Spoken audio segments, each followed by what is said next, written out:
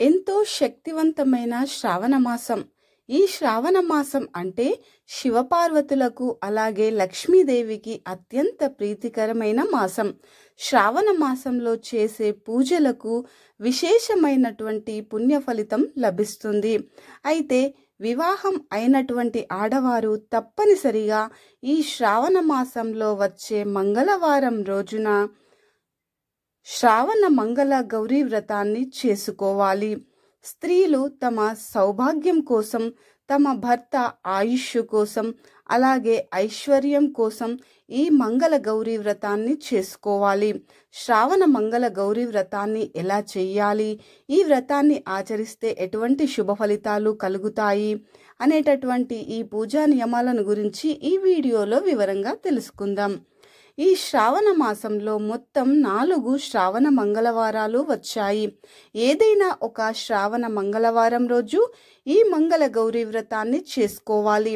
వరలక్ష్మి వ్రతానికి ఎంత విశిష్టత ఉంటుందో అంతే విశిష్టత ఈ మంగళ గౌరీ వ్రతానికి ఉంటుంది. గౌరీదేవి అంటే శక్తి స్వరూపిణి అయిన పార్వతీదేవి. శ్రావణ మంగళవారం గౌరీదేవిని పూజిస్తే స్త్రీలకు దీర్ఘ సుమంగళి ప్రాప్తిస్తుంది. అలాగే మీ భర్త సంపద విపరీతంగా పెరుగుతుంది. కోరిన కోరికలన్నీ ఖచ్చితంగా నెరవేరుతాయి. కుటుంబ కష్టాలన్నీ వెంటనే తొలగిపోతాయి. వివాహమైన ఆడవారు మాత్రమే కాకుండా వివాహం కాని ఆడపిల్లలు కూడా ఈ మంగళ గౌరీ వ్రతాన్ని ఆచరించి మీరు కోరుకున్న భాగస్వామిని పొందవచ్చు. ఎంతో అదృష్టం ఉంటే కానీ ఈ మంగళ గౌరీ వ్రతాన్ని చేసుకోలేరు. కాబట్టి ఈ వ్రతాన్ని చేసుకునే ఆడవారు ఈ శ్రావణ మాసంలో ఏదైనా ఒక మంగళవారం రోజున తెల్లవారుజామునే నిద్రలేచి తలస్నానం చేసి ఇల్లంతా శుభ్రం చేసుకుని ఇంటి గడపలకు పసుపు రాసి ఇంటి ముందు చక్కని ముగ్గులు వేసి గుమ్మానికి మామిడి తోరణాలు కట్టుకోండి.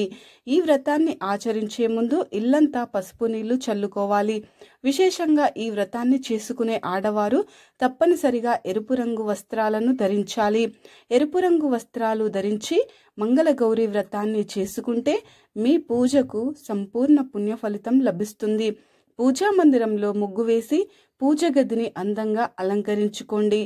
మంగళ గౌరీ వ్రతాన్ని ఆచరించేవారు అమ్మవారి రూపును ప్రతిష్ఠించి ఆ అమ్మవారిని గౌరీదేవిగా భావించి పూజ చేసుకోవాలి.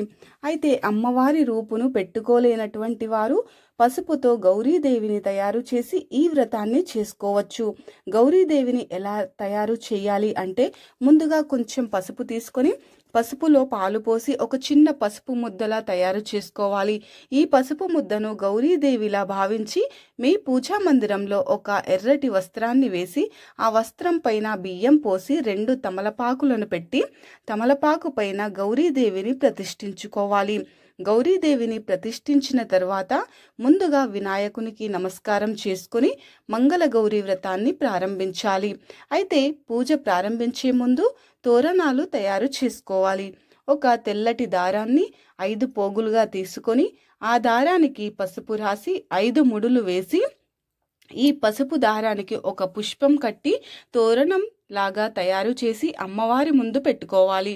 తర్వాత గౌరీదేవికి కుంకుమ బొట్లు పెట్టి పుష్పాలు సమర్పించి అమ్మవారికి నమస్కారం చేసి దీపాలు వెలిగించాలి. అయితే విశేషంగా గౌరీదేవి పూజలో మట్టి దీపాలు కానీ పిండి దీపాలు కానీ వెలిగిస్తే చాలా మంచిది. 5 పిండి దీపాలు తయారు చేసి దీపానికి కుంకుమ బొట్లు పెట్టి ఒక్కో దీపంలో 5 వత్తులు వేసి ఆవు నెయ్యితో దీపారాధన చేయాలి. దీపానికి నమస్కారం చేసి గౌరీదేవికి తాంబూలం సమర్పించాలి. తమలపాకుల పైన 2 అరటి పండ్లు అలాగే 2 వక్కలు గౌరీదేవికి తాంబూలం సమర్పించి నమస్కారం చేసుకోవాలి. విశేషంగా ఈ మంగళ గౌరీ వ్రతంలో గౌరీదేవిని గన్నేరు పూలతో పూజిస్తే 1000 గోవులను దానం చేసినంత పుణ్య ఫలితం లభిస్తుంది. అలాగే గులాబీ పూలతో పూజిస్తే ఆర్థిక సమస్యలన్నీ తొలగిపోతాయి. ఇక గౌరీదేవి పూజలో పాలతో చేసిన పరమాన్నం నివేదించాలి. ఇంట్లో పాలు పొంగించి ఆ పాలతో నైవేద్యాన్ని తయారు చేస్తే అమ్మవారి చల్లని చూపు మీ కుటుంబం పైన ఉంటుంది. అలాగే మీ స్తోమతను బట్టి పచ్చి శనగలు, పులిహోర, గారెలు నివేదించవచ్చు. గౌరీదేవి పైన అక్షింతలను వేస్తూ మంగళ గౌరీ అష్టోత్తర శతనామావళిని భక్తి శ్రద్ధలతో పఠించాలి.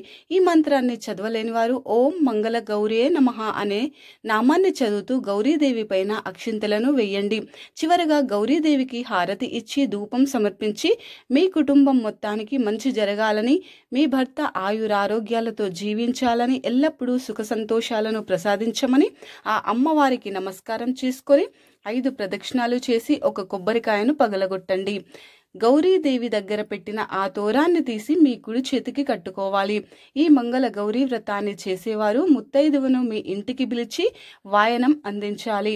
మీ ఇంటికి వచ్చిన ముత్తైదువులను లక్ష్మీదేవిగా భావించి కాళ్లకు పసుపు రాసి కుంకుమ బొట్లు పెట్టి ముత్తైదువులకు తాంబూలాన్ని ఇచ్చి ఆశీర్వాదాన్ని తీసుకోవాలి.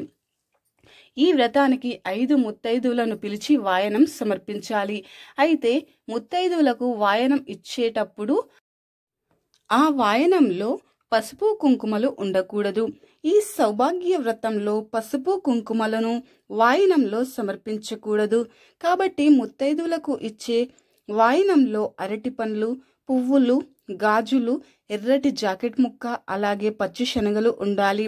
5 ముత్తైదువులకు వాయనం ఇవ్వలేని వారు కనీసం 1 ముత్తైదువుకి అయినా వాయనం సమర్పించాలి.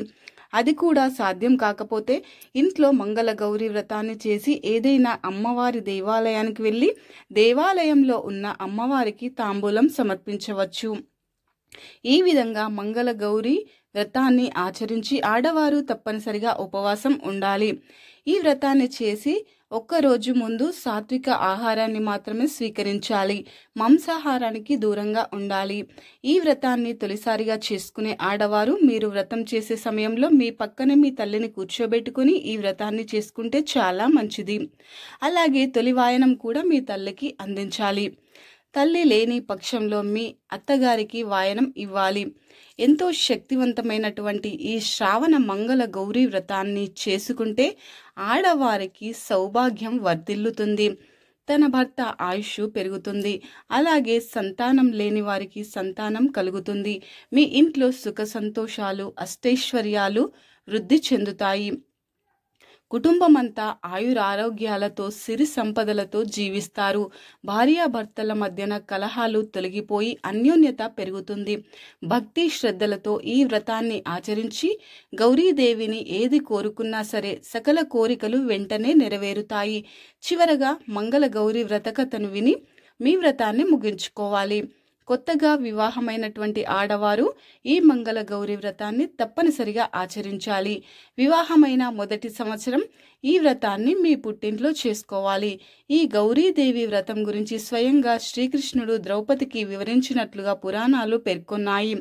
ఈ వీడియో గనుక మీకు నచ్చినట్లయితే లైక్ చేయండి, షేర్ చేయండి. ఓం నమః శివాయ అనే చిన్న కామెంట్ పెట్టి మన ఛానల్ని సబ్స్క్రైబ్ చేసుకోండి.